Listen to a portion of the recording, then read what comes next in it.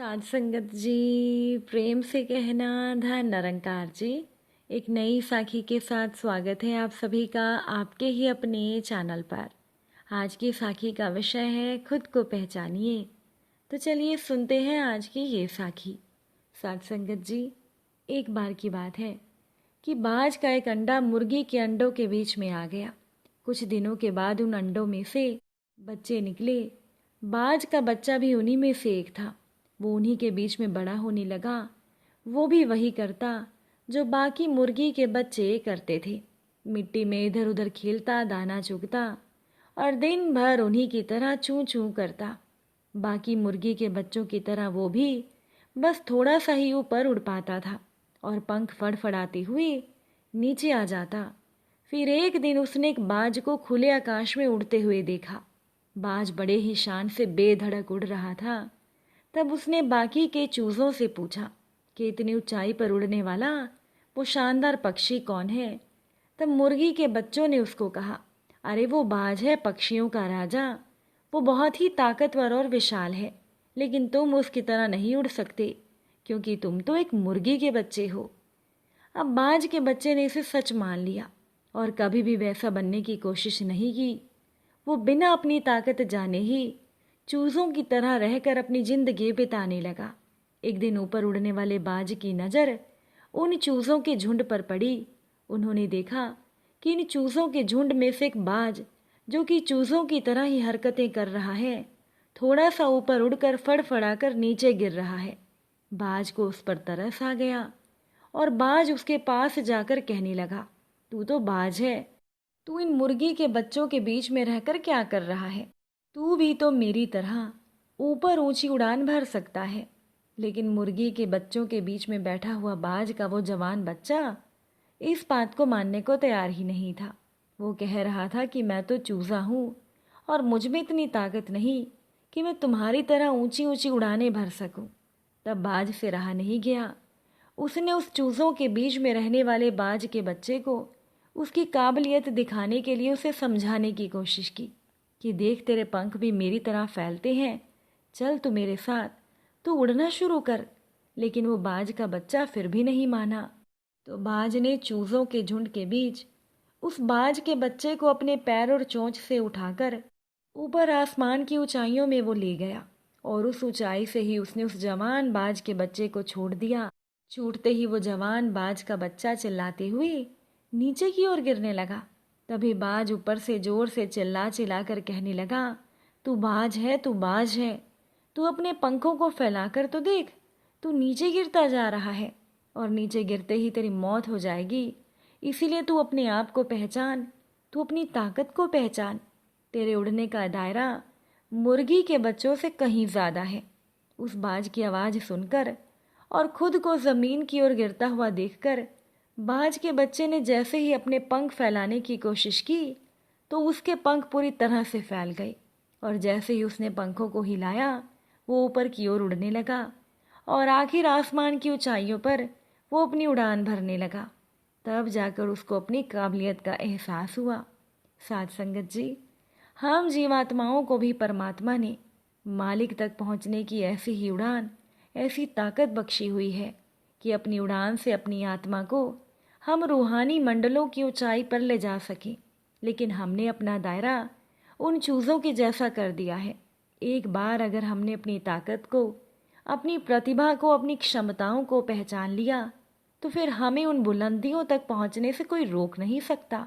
सो हमें चाहिए कि खुद को चूज़ा समझकर हम खुद को छोटे छोटे दायरों में ना सिमेटें, बल्कि बाज की तरह अपनी ताकत और अपने दायरे को बड़ा करें और खुद को पहचाने, खुद की ताकत को पहचाने। हम सभी को ज़रूरत है अपने आप को पहचानने की। एक बार की बात है कि एक भिखारी था जो कि अक्सर ट्रेन में भीख मांगता था। एक दिन की बात है कि वो रोज़ की तरह ही भीख मांग रहा था।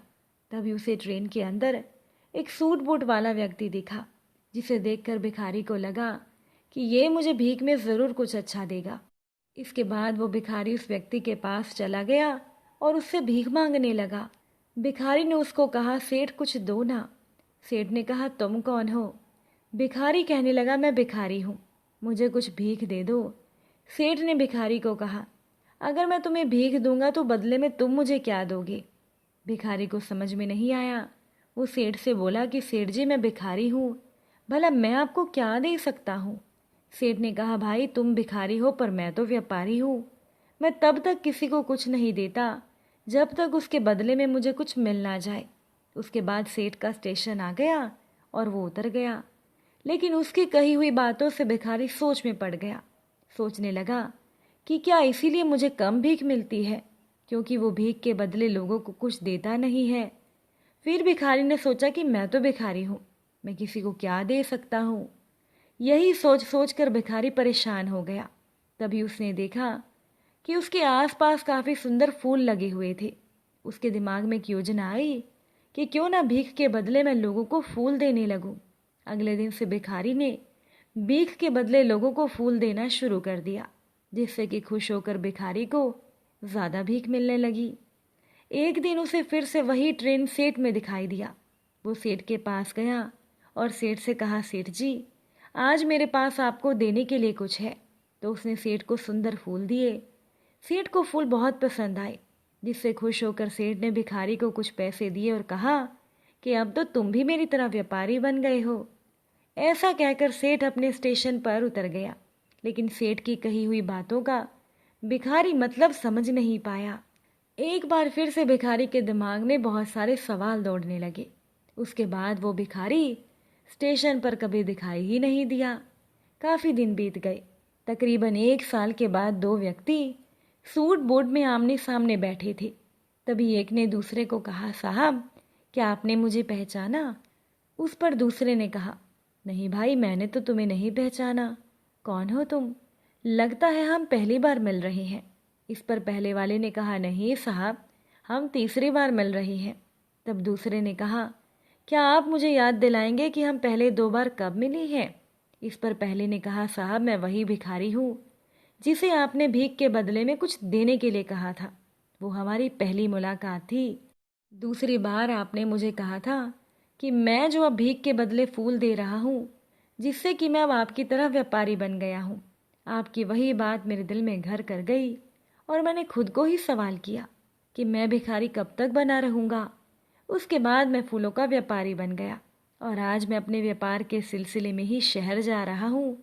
ये बात शायद मुझे कभी समझ नहीं आती, लेकिन आपके द्वारा बोले गए शब्दों ने मुझे मुझसे मिला दिया और अब मैं जान गया हूँ कि मैं कौन हूँ, जिसका नतीजा ये निकला कि अब मैं फूलों का बहुत बड़ा व्यापारी हूँ।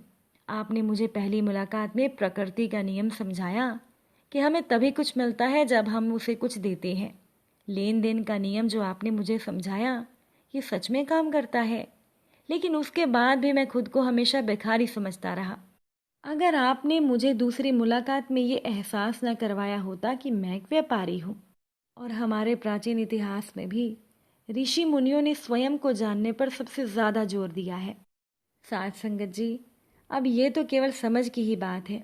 जब तक भिखारी ने खुद को भिखारी समझा, वो भिखारी बना रहा, और जब उसने खुद को व्यापारी मान लिया, वो व्यापारी बन गया। और इसे हम लॉ ऑफ अट्रैक्शन भी कहते हैं। हमारे अंदर बहुत काबिलियत है, ज़रूरत है उस काबिलियत को पहचानने की। अगर आज की ये साखी आपको अच्छी लगी हो, वीडियो को लाइक शेयर ज़रूर कीजिएगा। आप सभी से फिर मुलाकात होगी नई साखी और नए विचारों के साथ। साथ संगत जी, प्यार से कहना, धन निरंकार।